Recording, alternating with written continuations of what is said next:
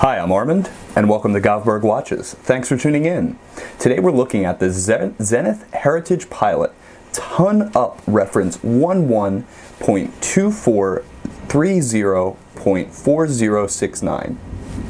You can see this watch in our Ardmore Suburban Square location and find out more at govbergwatches.com.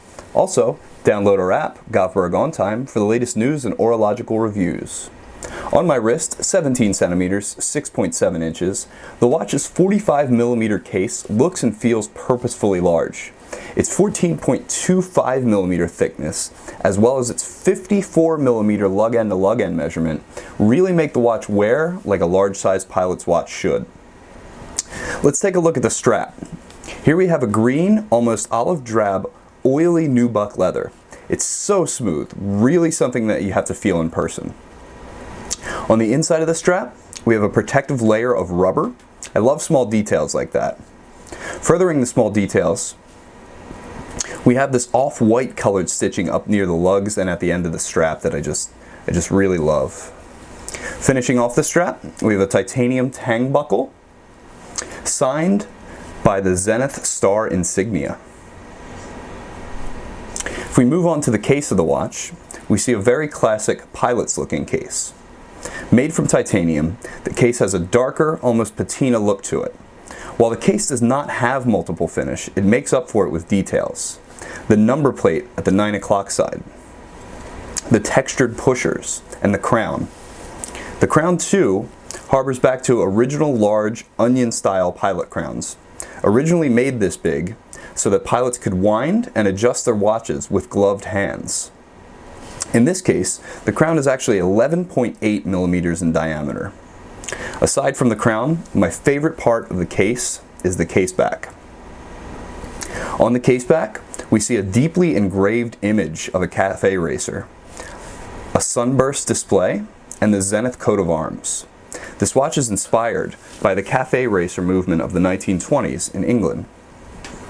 The case gives it a nice sporty tone, and the backstory continues it. This sporty look and tone is perpetuated by the dial. We see a classic bi-compax chrono with very large, liberally loomed pilot-style Arabic numerals. The loom on these numerals continues the theme of a vintage patina, and rather than being whitish, it's closer to a beige. The dial itself has a slate gray, almost bronze tone to it, with that sandblasted grained look. It's actually one of the most interesting dials I've seen in a while. The hands of the watch match the case in the sense that they are plated with a black ruthenium and have a darker look to them as well. But make no mistake, the watch is very legible. Now, onto the movement. This reference in particular, the 4069, is Zenith's newest caliber, an automatic, high-beat, in-house column wheel chronograph movement. The El Primero is and has been a legend for over 40 years. Originally introduced in 1969, the El Primero movement was known for accuracy, high beat rate, and despite its high beat rate, its high power reserve. Let's talk about beats per hour. All El Primero movements beat at 36,000 beats per hour. This means that the second hand ticks 10 times for every second. Generally, in a high beat movement, the power reserve suffers. This is not the case with the El Primero movement.